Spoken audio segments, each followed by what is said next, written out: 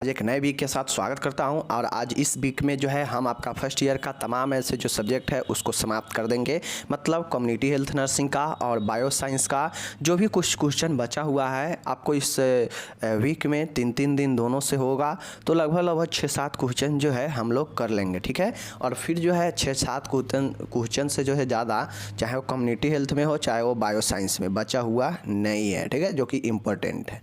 बाकी आप लोग मेहनत कीजिए, देखिए बार बार चीज़ों को, हम पीडीएफ भी दे रहे हैं, वीडियो भी दे रहे हैं, तो आप लोग कोशिश कीजिए कि जो है ज़्यादा से ज़्यादा चीज़ों को हम लोग याद कर पाए, ठीक है। याद करने का सबसे बेस्ट तरीका है, मैं बार बार बताता हूँ कि जिस प्रकार से अगर आपको लगे, जैसे पेशीय तंत्र के बारे में हम आज लेकर आए हैं। आज क्वेश्चन क्या है, पेशीय तंत्र क्या होता है, प्रकार क्या होता है, पेशी का कितने प्रकार है, मस्कुलर का कितने प्रकार होता है, टाइप्स ऑफ मस्कुलर, ठीक है, और मस्कुलर का कैरेक्टरिस्टिक क्या है, विशेषता क्या है, ठीक है। तो इसके बारे में हम पढ़ेंगे। हो सकता है आपके एग्जाम में 5-10 नंबर में पूछ दे, समझ गए।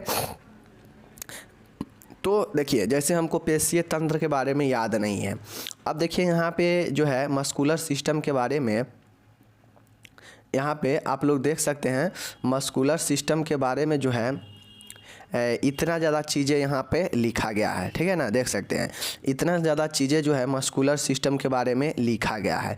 तो हो सकता है कि आपको इसको अगर हम सीधा अगर लिखे रहते तो याद करने में दिक्कत होता, लेकिन कोई भी क्वेश्चन बड़ा क्वेश्चन हो, मैं बार बार कहता हूँ कि आप क्या करें, क्वेश्चन को आप जो है क्वेश्चन को सबसे पहले क्या करना चाहिए आपको कि ए वाला जो फुल स्टॉप आप लोग देख रहे हैं ना, ए वाला, यहाँ फुल स्टॉप पर जो है उसको लाइन चेंज कर दीजिए, मतलब पहले ध्यान उस फुल स्टॉप तक लगाइए। जैसे यहाँ से लेकर यहाँ तक फुल स्टॉप है, तो पहले हम जो है इस पर ध्यान लगाएंगे, इतना याद हो जाएगा। तो इसको जो है फिर से हम अगले फुल स्टॉप पर चलेंगे, फिर देखिए यहाँ से लेकर यहाँ तक फुल स्टॉप है, समझ रहे हैं ना। तो ये चीज़ों को समझना बहुत ही ज़रूरी है। ऐसे याद करेंगे तो चीज़ें याद होता है, पॉइंट उसमें का याद होगा उस क्वेश्चन का, समझ गए। चलिए बाकी यहाँ पे आप लोग देखिए, जैसे आज हम मस्कुलर सिस्टम के बारे में ही देखने वाले हैं, तो यहाँ पे देख सकते हैं मस्कुलर सिस्टम पेशीय तंत्र के बारे में, ठीक है। चलिए मस्कुलर सिस्टम के बारे में हम लोग पढ़ते हैं, ओके।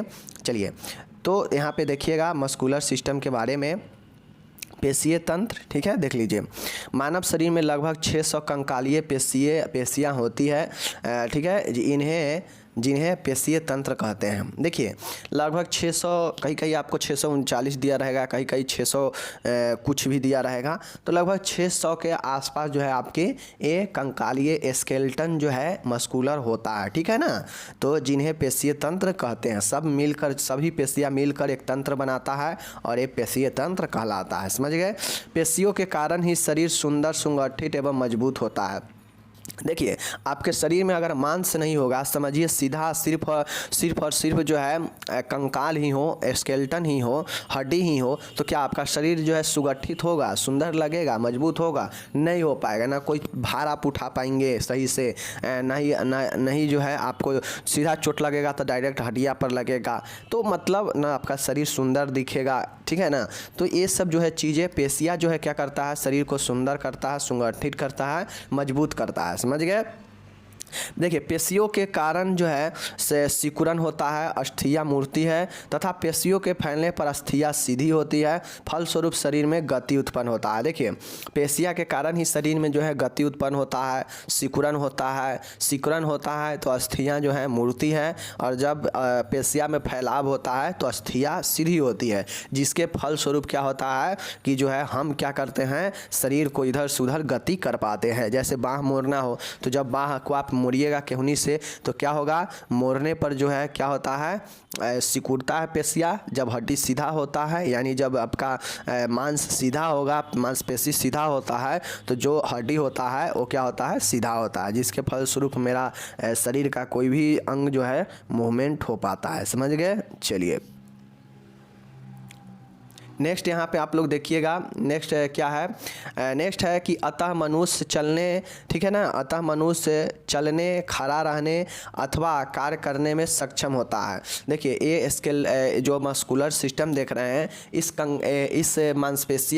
पेशीय के कारण ही जो है मनुष्य जो है चल पाता है, गति कर पाता है, खड़ा रह पाता है, और कार्य करने का जो पावर मिलता है वो यहाँ से एक स्थिरता मिलता है। मानिए सिर्फ और सिर्फ जो है आप जो कंकाल देखते हैं हैं, ह्यूमन स्केलेटन जो देखते हैं, कंकाल जो देखते हैं, सिर्फ वही कंकाल अगर रहता तो क्या उससे कोई कार्य करने में बनता? नहीं बनता। कोई सामान उठाते नहीं उठा पाता।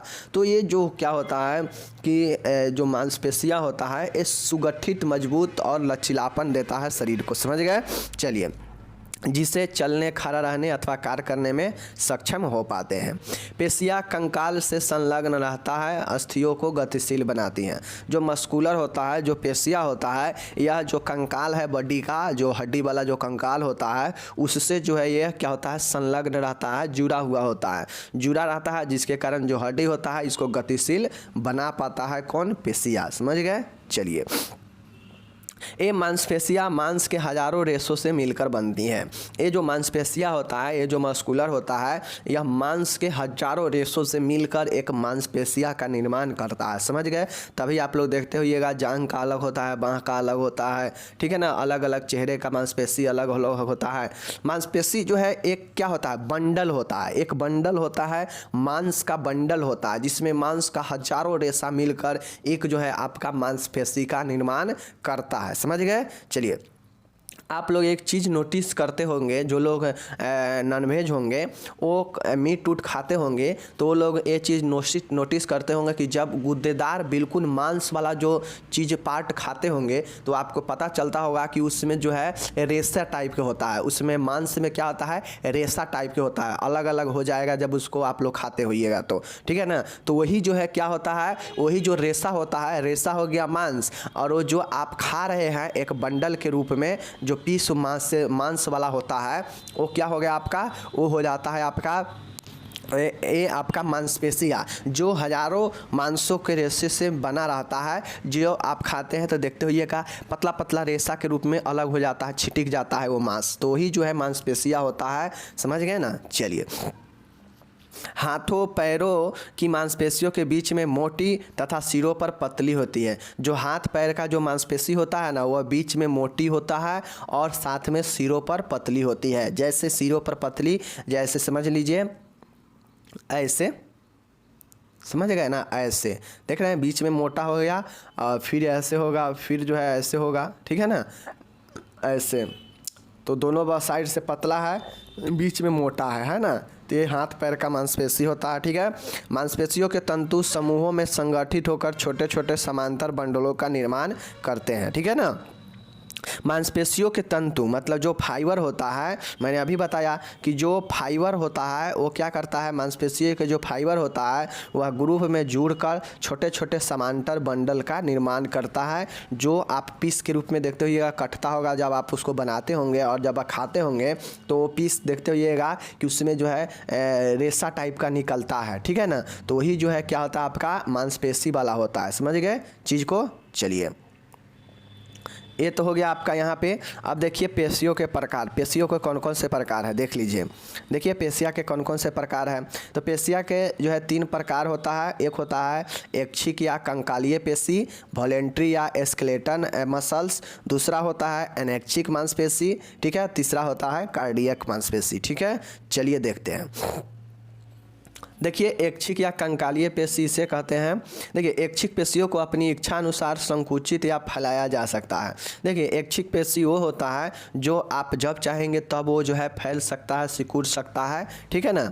ये चीज़ होता है आपके अनुसार कंट्रोल होगा, ठीक है। ये पेशियाँ तंतुओं का समूह होता है जो संयोजी ऊतकों कनेक्टिव टिश्यू के द्वारा आपस में जुड़ी होती है। अब हम लोग जानते हैं कि हमारा शरीर जो है कनेक्टिव टिश्यू के द्वारा ही बना हुआ है, जो एक दूसरे से जुड़ कर रहता है, ठीक है ना। अब ये जो ऐच्छिक पेशियाँ होता है यह एक फाइबर तंतुओं का समूह होता है, ठीक है ना। जो ऊपर मैंने बताया कोई भी पेशी होगा वो समूह ही होगा तंतु का, ठीक है। अब यह समूह होता है जो संयोजी ऊतकों के द्वारा आपस में जुड़ा होता है। जो किसके द्वारा जुड़ा होता है? संयोजी ऊतकों के द्वारा। समझ गए? ये होता है ऐच्छिक पेशी। समझ गए?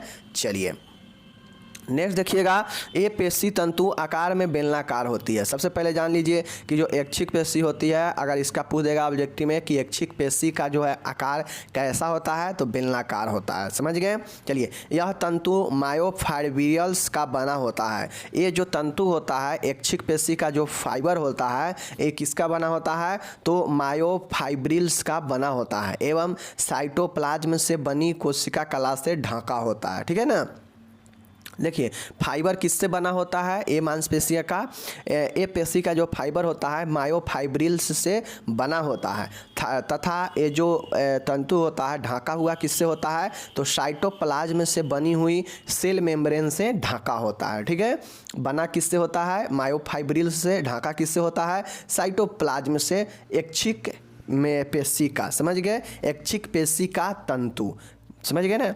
इस आवरण को सर्कोलीमा कहते हैं। इस आवरण को क्या कहते हैं, सर्कोलीमा कहते हैं। तो ऐच्छिक पेशी में आप लोग क्या देखे हैं कि ऐच्छिक पेशी को अपने इच्छा अनुसार जो है संकुचित या मोड़ सकते हैं। ठीक है, ऐच्छिक पेशी जो होता है फाइबर टिश्यू के द्वारा, फाइबर टिश्यू से बना होता है जो आपस में जो है क्या होता है, संयोजी ऊतकों से जुड़ा रहता है। ठीक है, ये जो पेशी होता है, ये जो फाइबर है, ये जो तंतु है, यह बेलनाकार होता है जो क्या होता है, मायोफाइब्रिल्स से बना होता है तथा ये मायोफाइब्रिल्स से जो बना तंतु होता है ये साइटोप्लाज्म नामक कोशिका कला से ढका होता है। ठीक है, और इस आवरण को जो है सर्कोलीमा कहते हैं। ऐच्छिक पेशी समाप्त हो गया। चलिए, दूसरा यहाँ पे हम लोग देखते हैं, बहुत शानदार है दूसरा, अनैच्छिक पेशियाँ, इनवॉलंटियर मसल्स क्या होता है। ठीक है, देख लीजिए, इस वर्ग की पेशियाँ स्वतंत्र पेशियाँ होती हैं।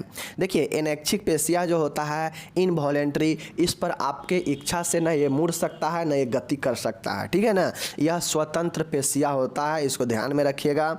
जो इच्छा के अधीन नहीं होती है, जो इच्छा के अधीन, आप डिजायर के अधीन नहीं होता, इस पर आपका कंट्रोल नहीं होगा, बल्कि इनका नियंत्रण केंद्र अनैच्छिक तंत्रिका तंत्र इनवॉलंटियर नर्वस सिस्टम के अंतर्गत रहता है। अब आप लोग जानते हैं हमारे ब्रेन में विभिन्न प्रकार के नर्व है, ऑटोमेटिव नर्व है, उसके बाद है स्फेरिकल नर्व्स है, उसके बाद इनवॉलंटरी नर्व सिस्टम है। तो इन सब नर्व जो होता है ये क्या होता है आपका, तो इनवॉलंटरी जो मसल्स है इसको चलाने के लिए, गति करने के लिए हमारे ब्रेन में जो है क्या होता है, इनवॉलंटरी नर्वस केंद्र है, अनैच्छिक तंत्रिका संस्थान है, जहाँ से ये क्या होता है, कंट्रोल होता है। समझ गए ना। इस पर कंट्रोल जो है हम अपने मन से या हम अपनी इच्छा से कंट्रोल इस पर नहीं कर सकते हैं, ये इच्छा के अधीन नहीं होता है, यह स्वतंत्र होता है।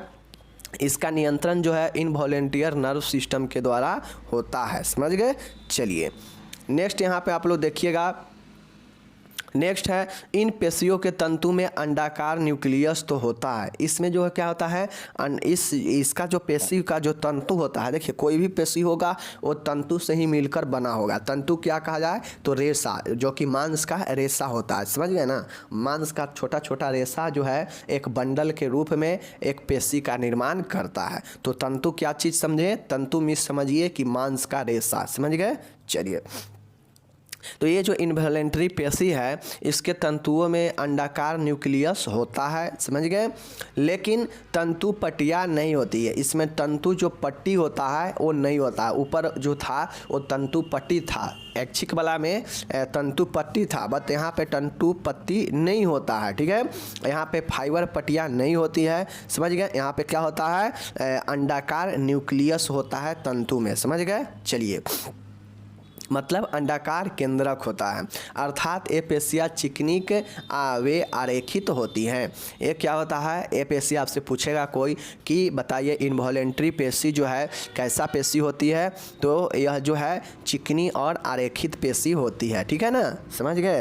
ये क्वेश्चन बहुत बार पूछता है कि इनवॉलंटियर पेशी जो है कैसा पेशी है, तो आरेखित और चिकनी पेशियाँ हैं। समझ गए। चलिए, ये पेशियाँ शरीर के किसी भी अस्थि से नहीं जुड़ती है। अब ऊपर वाला जो देखे हैं ऐच्छिक वाला, वो अस्थि से जुड़ा होता है, तभी जाके हमारी इच्छा के अनुसार जो है सिकुड़ता है और मुड़ता है, ठीक है ना। जब हम पैर फैलाते हैं, हाथ ऊपर नीचा करते हैं, इधर उधर मुड़ते हैं, तो क्या होता है, जो मांसपेशी होता है वो सिकुड़ता है, फैलता है। जब हम अपने मन से कुछ करते हैं तो ऐच्छिक वाला हो गया, जो हड्डी के साथ जुड़ा हुआ मांसपेशी होता है। लेकिन ये जो इनवॉलेंट्री होता है, यह अस्थि बोन के साथ नहीं जुड़ा होता है, समझ गए, बल्कि शरीर के आंतरिक अंगों से जुड़ी होती है। ये क्या होता है, शरीर के आंतरिक अंगों से जुड़ा होता है, ये हड्डी से नहीं जुड़ा होता है। ये किससे जुड़ा होता है, ये जो है आंतरिक अंगों से जुड़ा होता है। और आप लोग जानते हैं जो भी आंतरिक अंग होता है वो ऑटोमेटिक कार्य करता है, उस पर आपका कोई कंट्रोल नहीं होता है। यही कारण है कि ये जो आंतरिक अंग होता है यह इनवॉलेंटियर पेशी से जुड़ा होता है, समझ गए। इसलिए इनको अतरंगी पेशी भी कहते हैं। इसको क्या कहते हैं, अतरंगी पेशी कहते हैं। अतरंगी पेशी क्यों कहते हैं, क्योंकि यह आंतरिक अंगों से जुड़ा हुआ होता है, समझ गए। चलिए, अब इनवॉलेंटियर पेशी कहाँ कहाँ होता है देख लीजिए। इन पेशियों के द्वारा श्वास नलिका, ट्रेकिया जो होता है श्वास नली, वो मूत्रवाहिनी, यूरेथ्रा, समझ गए, यूरेटर मूत्राशय, नेत्र गोलक जो होता है, प्लीहा, डिंब वाहिनी, गर्भाशय या आहार नाल, ओसोफेगस आदि का निर्माण होता है। ये सभी अंग स्वतः ही क्रियाएं करते हैं। अब आप लोग जानिए, क्या मूत्रवाहिनी पर आपका कोई कंट्रोल होगा, बिल्कुल नहीं होगा। नेत्र पर आपका कोई कंट्रोल है, नहीं है, ठीक है। प्लीहा है, प्लीहा पर आपका कंट्रोल होगा। गर्भाशय पर आपका कंट्रोल रहेगा, नहीं रहेगा। आहार नाल पर आपका कंट्रोल है, आप इसको हिला डुला सकते हैं, सिकुड़ा सकते हैं, नहीं। नेत्र को सिकुड़ा सकते हैं, नहीं। मूत्राशय को आप सिकुड़ा सकते हैं, फैला सकते हैं, नहीं। मूत्रवाहिनी को सिकुड़ा सकते हैं, फैला सकते हैं, नहीं। श्वास नली को सिकुड़ा सकते हैं, फैला सकते हैं, गति करा सकते हैं, नहीं। तो ये सब जो है फिक्स होता है, और ये जो है क्या होता है, ये जो है अनैच्छिक पेशियों के द्वारा कंट्रोल होता है। ये सब आंतरिक अंगे हैं, जो कि इसीलिए इसे अतरंगी पेशियाँ भी कहा जाता है, समझ गए। चलिए, ये हो गया आपका, यहाँ पे मैं बता दिया अनैच्छिक पेशी। अब यहाँ पे हम लोग देखते हैं ऐच्छिक अनैच्छिक हो गया। अब यहाँ पे देखिए हृदय की पेशियाँ, कार्डियक मसल, ठीक है। कार्डियक मसल्स देख लीजिए आप लोग यहाँ पे।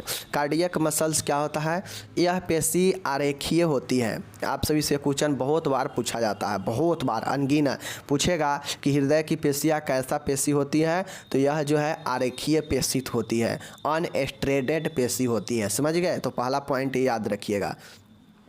इसकी बनावट में तंतु बेलनाकार व छोटे होते हैं। अब देखिए, जो ऐच्छिक ऊपर था उसका भी बनावट बेलनाकार ही था, ठीक है, और इसका भी जो बनावट है बेलनाकार है लेकिन छोटा है। लेकिन जो ऐच्छिक था वो बड़ा था ऊपर से, और सिरा पर जो है सिरा पर नुकीला था, पतला था, और बीच में मोटा था। लेकिन यहाँ पे बिल्कुल छोटा ही है और बेलनाकार है, ठीक है। चलिए, प्रत्येक तंतु के मध्य में एक न्यूक्लियस होता है। जिस प्रकार से अनैच्छिक में एक न्यूक्लियस था, यहाँ पे भी एक न्यूक्लियस होता है, ठीक है ना। इन तंतुओं की शाखाएं अन्य तंतुओं की शाखाओं से मिलती है, ठीक है, जिससे जीव द्रव प्रोटोप्लाज्म निरंतरता में रहता है। देखिए, इसका जो आपका यहाँ पे मैं एक चीज़ बताना चाहता हूँ। देखिए, प्रत्येक तंतु के मध्य में एक न्यूक्लियस होता है, ये तो समझ गए। इन तंतुओं की शाखा, ये जो फाइबर होता है, ये जो रेशे होते हैं, इस रेशा का जो शाखा है अन्य तंतुओं के शाखाओं से मिलती है। अन्य तंतुओं की शाखाएं कहा जाए तो शरीर में बहुत सारे मांसपेशियां हैं और उसमें फाइबर है, तो वो फाइबर जो है इस फाइबर से मिलता है, इसके फाइबर से, कार्डिया के फाइबर से मिलता है, समझ गए, जिसे जीव द्रव निरंतरता में रहता है। जो प्रोटोप्लाज्म होता है ये निरंतरता में कंटिन्यूअस इससे मिलता है, समझ गए, ये चीज़ हो गया। चलिए, अब यहाँ पे देखिएगा आप लोग कि इन तंतुओं के द्वारा निर्मित पेशियाँ अधिक मजबूत तथा रंग में लाल होती है। अब ये जो हृदय का जो पेशी होता है ना, देखते होइएगा हृदय काफ़ी लाल होता है और मजबूत होता है। क्यों मजबूत होता है? क्योंकि इसको ब्लड पंप करना रहता है। अगर मजबूत नहीं होगा तो ब्लड पंप कर पाएगा? नहीं कर पाएगा। तो इसलिए जो है क्या होता है, यह जो है अधिक मजबूत पेशी होता है और रंग में लाल होता है, समझ गए। ये पेशियाँ जीवन पर्यंत क्रियाशील रहती है, कभी विश्राम नहीं करती है। और जो हृदय का पेशियाँ होता है यह क्या होता है, जीवन पर्यंत अपना काम करते रहता है और जो है कभी यह विश्राम नहीं करता है। चीज़ को समझ गए। चलिए, तो हृदय पेशी के बारे में देख लिए कि यह एक आरेखित होता है। यह पेशियाँ जो है क्या होता है, तंतु और तंतु से बना होता है और जो क्या होता है, छोटा होता है और बेलनाकार होता है। इसमें न्यूक्लियस भी होता है। ठीक है, ये जो पेशियाँ होता है, यह इसके जो पेशी होता है कार्डियक का, यह दूसरे पेशी के शाखाओं से निरंतरता में संलग्न रहता है। ठीक है ना, जिसको संलग्न कौन करता है, कोशिका द्रव साइटोप्लाज्म के द्वारा। समझ गए। यह काफ़ी मजबूत और लाल कलर का होता है। यह जीवन पर्यंत अपना काम करते रहता है, कभी विश्राम नहीं करता है। तभी देखते होइएगा जिसका हृदय विश्राम किया मतलब उसका हार्ट अटैक आ जाता है। ठीक है, समझ गए। चलिए, ये हो गया। अब इसका देखिए आप सभी से क्वेश्चन पूछेगा कि हृदय का विशेषता बताइए कि हृदय का क्या क्या विशेषता है। तो अभी तो ऊपर हम लोग देख लिए, ठीक है ना, लचीलापन, मूवमेंट, गति करना, बल देना, ये सब जो है इसका ही काम होता है। ठीक है ना, तो चलिए विभिन्न विशेषताएं हैं, इसको हम लोग एक बार देख लेते हैं। देखिए पहला है बल देना, पेशीय बल। ठीक है, देखिए अब पेशीय बल क्या होता है कि जिसके कारण हम अनेक कार्य करने में समर्थ होते हैं जिनमें बल की आवश्यकता होती है, जैसे वजन उठाना। तो ये पेशीय बल के द्वारा ही संभव है।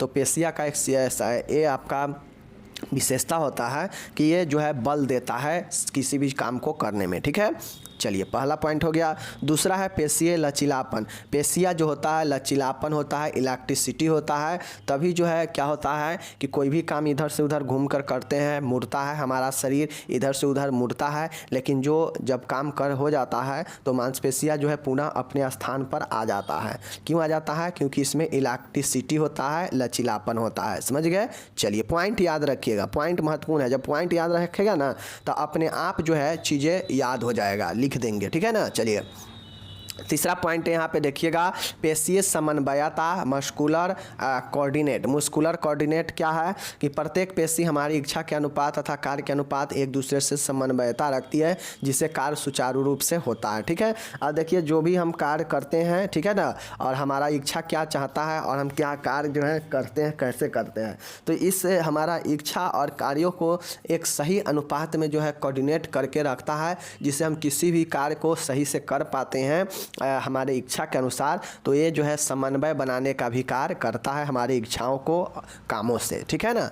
चलिए नेक्स्ट याद रखिएगा, पेशीय तन्यता, मस्कुलर टोनिसिटी। मस्कुलर टोनिसिटी होता है। समझ गए। अब देखिए पेशीय आवश्यकता के अनुपात में उस दिशा में कार्य करती है जिसमें हमारी आवश्यकता होती है। इस स्थिति में पेशीय तनाव रहता है, जिसके फलस्वरूप पेशियाँ ढीली नहीं पड़ती है तथा हमारी क्रियाओं में सहायक होता है। अब समझिए हमारा हाथ पैर कभी कभी बहुत लमरना पड़ता है, खींचना पड़ता है किसी चीज़ को, तो क्या होता है, मांसपेशी बल दे रहा है, समन्वय बना के रख रहा है कामों से और पेशियों के साथ में। ठीक है ना। यह इलेक्ट्रिसिटी है इसमें क्या है, लचीलापन है, जो आसानी से किसी साइड में मुड़ जाएगा फिर से अपने जगह पर आ जाएगा। ठीक है, इसमें तनाव भी होता है। तनाव कैसे होता है, अगर आप किसी भी चीज़ को और कर ऊपर रखते हैं तो क्या होता है, बिल्कुल तान के रखते हैं, खींच के रखते हैं, तो ये क्या करता है, तनाव भी प्रदान करता है। तनाव नहीं होगा तो क्या आ जाएगा, लुगदी के समान हो जाएगा, यह जो है एक गोला टाइप से हो जाएगा, इसमें तनाव नहीं होगा। तो समझ गए।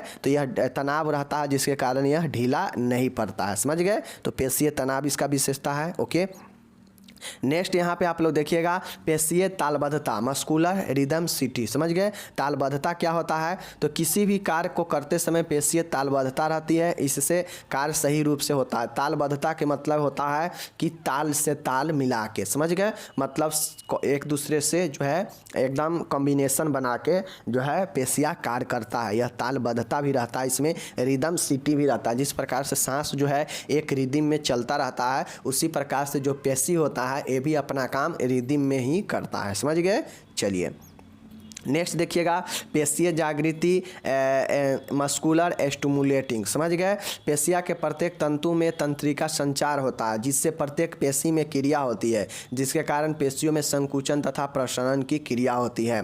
अब देखिए पेशिया जो होता है, प्रत्येक पेशिया में जागृति कहाँ से मिलता है, जिसके कारण वो क्या होता है कि संकुचित होता है, प्रसरण होता है, फैलता है, सिकुड़ता है, कैसे उसमें जो है काम होता है, कैसे गति होता है। तो ये सब जो है हमारे तंत्रिका कोशिका तंत्र के द्वारा जो है संचार होता है, और जब नर्वस सिस्टम से इसमें जो है कम्युनिकेबल होता है, संचार होता है, तो ये क्या करता है, जागता है, जागृति इसमें आता है मस्कुलर में, और ये किसी भी कार्य में करने में संकुचित होता है और प्रसरण होता है। समझ गए? तो ये जागृति भी याद रखिएगा कि कोशिका ए जो है इसमें जागृति कहाँ से मिलता है, तो तंत्रिका संचार से। समझ गए? चलिए 7वां पॉइंट है, देखिएगा, पेशियों की कठोरता एवं संचार, क्रोनिसिटी एवं रियोसिटी ऑफ मसल्स। ठीक है, पेशियों की कठोरता एवं संचार, प्रत्येक जीवित व्यक्ति की पेशिया में विद्युतीय गति होती है जो कहाँ से मिलता है, नर्वस सिस्टम से, जिसमें कार्य संपन्न होता है, जबकि मरणोपरांत पेशियों की यह विशेषता समाप्त हो जाती है। देखिए, जब व्यक्ति जब तक जिंदा रहता है तो उसका पेशिया जो है कठोर होता है, उसमें जो है संचार होता है, और ये संचार कहाँ से मिलता है, ब्रेन सिग्नल से, ब्रेन से जो है विद्युतीय गति जो है इसमें आता है। और ये गति क्या, विद्युतीय गति मतलब ब्रेन से जो गति आता है वो एक प्रकार के विद्युत की तरह ही होता है, जो हमारे शरीर के सब अंगों में जो है एक करंट की तरह दौड़ता है। समझ गए? और तभी जाके हम किसी भी काम पर कंट्रोल करते हैं और कर पाते हैं। तो उसी प्रकार से जो है पेशिया में कठोरता एवं संचार भी जो है यह विद्युतीय गति से ही आता है, जबकि मरणोपरांत व्यक्ति में एक कठोरता और संचार दोनों समाप्त हो जाता है। समझ गए? चलिए उसके बाद देखिएगा यहाँ पे कि पेशियों द्वारा रक्त संचार में योगदान। पेशिया जो क्या करता है कि रक्त संचार में जो है योगदान करता है। पेशियों की गठरी में, ठीक है, रक्त नलिकाओं को पूर्ण सुरक्षा प्राप्त होती है। अगर समझिए, आप सीधा समझिए कि अगर मान गए आपका सिर्फ और सिर्फ हड्डी रहता, हड्डी के अलावा जो है मांस नहीं रहता, तो जो रक्त का नली है वो कहाँ पे रहता, वो रक्त का नली कहाँ पे रहता, पता चलना चाहिए। रक्त का नली जो है कहाँ पे रहता, उसके लिए कोई ना कोई जगह होना है, वो हड्डी में थोड़ी ना घुस के रहता। तो इसके लिए जो है क्या होता है, आपका यह क्या करता है, पेशिया के गठरी में जो भी ब्लड वेसल्स होता है वो रहता है और उसको पूर्ण सुरक्षा मिलता है। ठीक है, जिससे रक्त संचार व्यवस्थित रूप से होता है। ठीक है ना, शरीर के नाजुक अंगों को ये पेशियाँ सुरक्षा प्रदान करती है। जितने भी नाजुक अंग है, ब्लड वेसल्स हो गया, उसके बाद हो गया आपका लसिका हो गया, ये सब को क्या करता है, हमारा सुरक्षा प्रदान करके रखता है मस्कुलर। समझ गए ना, मांसपेशी। समझ गए? चलिए, तो ये आप पे जो है 8 पॉइंट याद रखिएगा। बहुत सारे पॉइंट हमने बता दिया है, ठीक है, इसको याद रखिएगा। तो चलिए हम लोग चलते हैं नेक्स्ट पॉइंट पर। समझ गए? नेक्स्ट क्वेश्चन यहाँ पे देखिएगा। नेक्स्ट क्वेश्चन है कि संक्रमण की वृद्धि एवं संचार को प्रभावित करने वाले कारकों का वर्णन करें। एक क्वेश्चन जो है आपके एग्जाम में पूछा गया है। एक क्वेश्चन कैसे पूछा गया है कि सूक्ष्म जीवों के वृद्धि एवं संचार को प्रभावित करने वाले कारकों को लिखे। अब सूक्ष्म जीव से ही तो संक्रमण फैलता है, तो आपको यहाँ पे संक्रमण दे दे या सूक्ष्म जीव दे दे, वही बातें हैं। सूक्ष्म जीव के वृद्धि या संक्रमण के वृद्धि संचार को प्रभावित करने वाला कौन कौन से कारक है, इसको वर्णन करना है। ठीक है, describe factor influencing growth and transmission of infection या माइकोबैक्टीरियम। समझ गए? चलिए देखते हैं कि कैसे कैसे जो है संक्रमण और सूक्ष्म जीवों को प्रभावित करने वाला कौन कौन से कारक है या वृद्धि को। ठीक है, देखिए, संक्रमण को प्रभावित करने वाला कारक निम्नलिखित है। जो संक्रमण है या जो सूक्ष्म जीव है, इसको प्रभावित करने वाला, इसको जो कारक है, अनेकों कारक हो सकता है। चलिए उसमें से कुछ कारक को हम देख लेते हैं यहाँ पे। ठीक है, देखिए, रोगों उत्पादन या विकृतिजनक सूक्ष्म जीवों का होना। ठीक है, देखिए, संक्रमण को प्रभावित करने वाला कारक या सूक्ष्म जीवों को प्रभावित करने वाला कारक है कि जो रोगों उत्पादक या विकृतिजनक, रोग उत्पाद करने वाला या विकृतिजनक सूक्ष्म जीवों का होना, जो शरीर में संक्रमण फैलाता हो, ये प्रभावित करता है संक्रमण को। कैसे कि जब बहुत ज़्यादा संक्रमण सूक्ष्म जीव शरीर में प्रवेश करेगा, इसका संख्या ज़्यादा होगा, तो आपके अंदर जो है क्या होगा, ये ज़्यादा इन्फेक्शन फैलेगा, ज़्यादा सूक्ष्म जीव का जमावड़ा होगा। ठीक है, परपोषी में सूक्ष्म जीव का प्रवेश मार्ग होना, इसको प्रभावित कौन करता है कि परपोषी का मतलब होता है जो अपना भोजन दूसरे से प्राप्त करे। ठीक है ना, तो परपोषी में सूक्ष्म जीवों का प्रवेश मार्ग होना, वैसा परपोषी जिसमें सूक्ष्म जीवों का प्रवेश मार्ग होता है। समझ गए? चलिए, सूक्ष्म जीवों का परपोषी में स्थापित होना, सूक्ष्म जीवों का परपोषी में स्थापित होना तथा विभाजन द्वारा उसकी संख्या में बहुत अधिक विभाजित वृद्धि होना। जैसे कोई सूक्ष्म जीव व्यक्ति के अंदर प्रवेश किया तो व्यक्ति क्या है, परपोषी। परपोषी मतलब जो दूसरे पर आश्रित हो। स्वयं पोषी वो होता है जो अपने से ही भोजन प्राप्त करता हो, ठीक है ना, तो स्वयं पोषी हो जाता है। परपोषी हो जाता है जो दूसरे पर आश्रित हो, दूसरे से भोजन प्राप्त करता हो। तो सूक्ष्म जीव क्या करता है, किसी के अंदर प्रवेश करेगा किसी मार्ग से, फिर वो क्या करेगा कि वो प्रवेश करने के बाद वो अपने संख्या में काफ़ी ज़्यादा वृद्धि करने लगता है। तो इसी से तो जो है संक्रमण फैलता है, सूक्ष्म जीवों का संख्या फैलता है ना। तो यही चीज़ें हैं।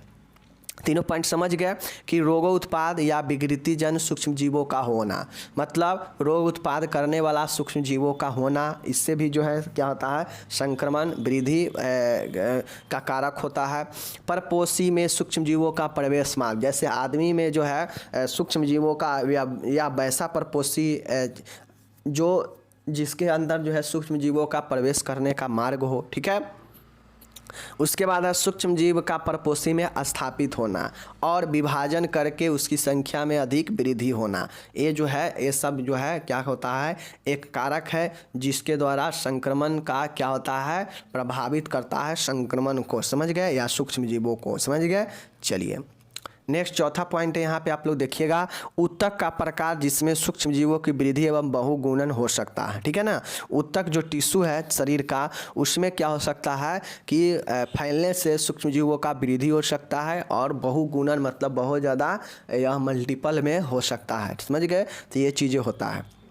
नेक्स्ट है परपोषी की संक्रमण से ग्रहणशीलता होना, ठीक है ना। परपोषी जो है जो दूसरे से भोजन प्राप्त करता है, परपोषी की संक्रमण से मतलब सूक्ष्म जीवों के संक्रमण से ग्रहणशीलता होना। समझ गए, ये चीज़ होता है। सूक्ष्म जीवों का निकासी मार्ग होना, अब सूक्ष्म जीव जो है प्रवेश किया है तो उसका निकासी मार्ग भी होता है, तो उसका निकासी मार्ग भी होना है, तो इसका कारण बनता है। उसके बाद है सूक्ष्म जीवों के परपोषी से नए व्यक्ति में संचारित होने के साधन होना, ठीक है ना।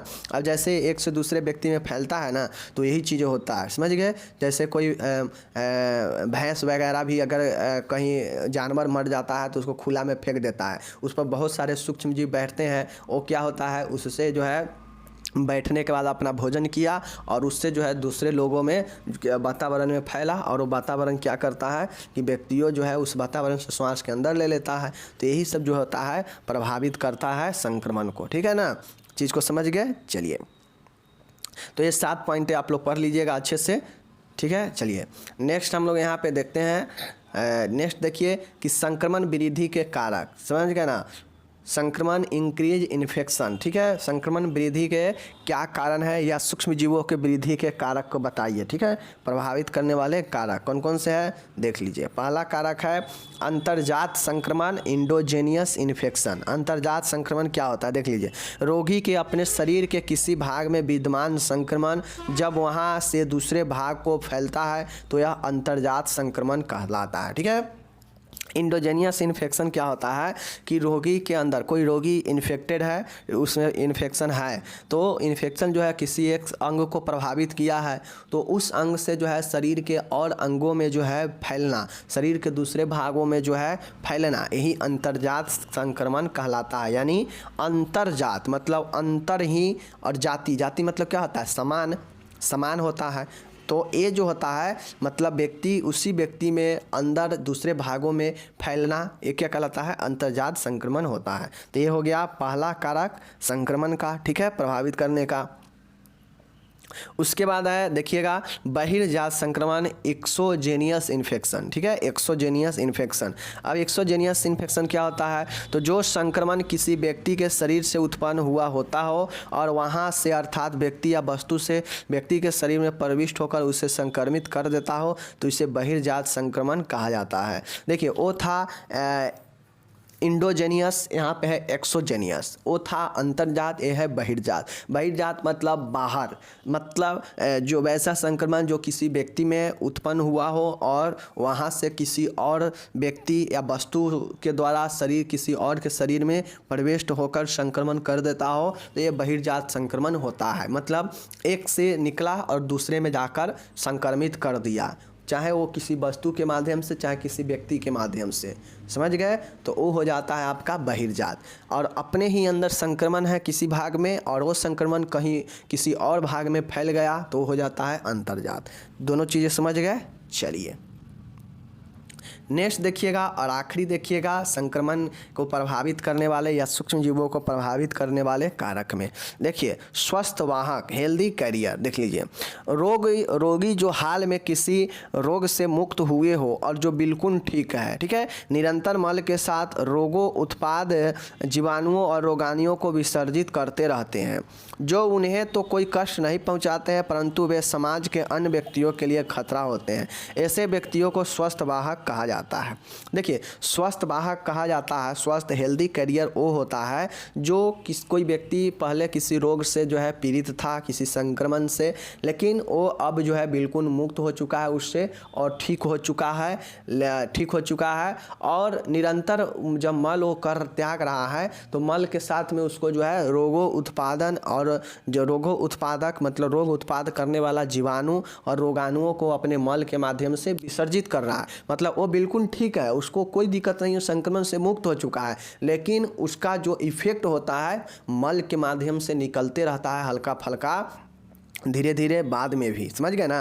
तो यही कहता है कि वैसा रोगी जो हाल में किसी रोग से मुक्त हुआ हो, जो अभी अभी ठीक हुआ हो, जो बिल्कुल ठीक है, निरंतर मल के साथ रोग उत्पाद करने वाला जीवाणु और रोगाणुओं को विसर्जित करता हो, एक्सट्रैक्ट करता हो, जो उन्हें कष्ट नहीं पहुंचाते परंतु जो उसको कोई कष्ट नहीं पहुंचाता है परंतु वो समाज के लिए खतरा है, समाज के लिए व्यक्ति के लिए खतरनाक होते हैं। ऐसे व्यक्तियों को स्वस्थ वाहक है, समझ गए ना। मतलब एक स्वस्थ व्यक्तियों से दूसरे व्यक्तियों में फैलने का खतरा हो तो वो स्वस्थ वाहक हो जाता है। कैसे फैलेगा? तो मल के माध्यम से, आसपास के द्वारा मल कहीं त्यागेगा, वो वातावरण में मल जो है उसमें जो भी सूक्ष्म जीव है वातावरण में जाएगा और वो जो है स्वस्थ व्यक्ति में फैलेगा। तो ये हो जाता है स्वस्थ वाहक, समझ गए। चलिए इन्हें संभवतः ये ज्ञान भी नहीं होता है कि वे खतरे का एक स्रोत है और वे व्यापक रूप से संक्रमण रोग फैलाते हैं।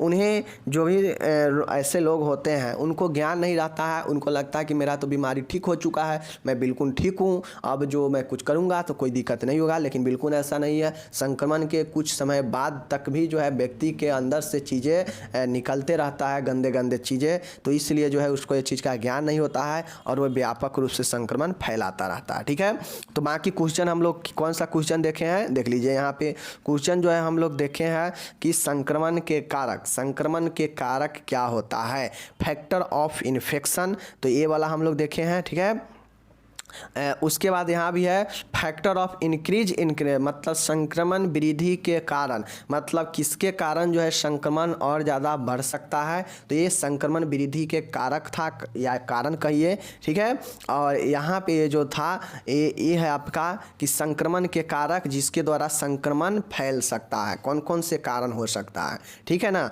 वो था वृद्धि, वो है वृद्धि जो कि 3 टाइप्स देखे हैं, अंतर्जात, बहिर्जात और स्वस्थ वाहक। वो 3 कारक देखे हैं, वृद्धि का, संक्रमण वृद्धि का कि और संक्रमण वृद्धि कर सकता है कैसे, मार्ग था वो। ठीक है ना, लेकिन यहाँ पे संक्रमण का कारक है जो क्या करता है कि संक्रमण को प्रभावित करने वाला एक कारक है, समझ गए। तो बाकी आपसे क्वेश्चन यही पूछेगा कि संक्रमण को प्रभावित करने वाला कारक के बारे में बताइए, संचार को प्रभावित करने वाला कारक को बताइए, संक्रमण के वृद्धि, तो वृद्धि वाला हो गया सेकेंड और ए वाला हो गया संक्रमण के प्रभावित करने वाला कारक। तो इसमें जो है दोनों लिख दीजिएगा, आपका आंसर 5 नंबर में मिल जाएगा। ठीक है, बाकी मिलते हैं अगले वीडियो में, धन्यवाद।